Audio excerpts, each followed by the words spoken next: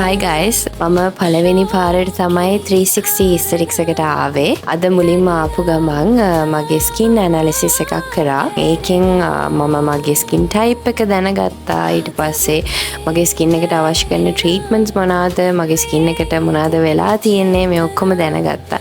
ඉතින් ඒකට අනුව මට select උනේ Hydra facial එකක් කරන්න. ඉතින් Hydra facial experience එක හරිම relaxing. treatment එක කරලා ඉවර වෙච්ච ගමන් මේ glow එක මගේ මූණෙන් පෙනුණා.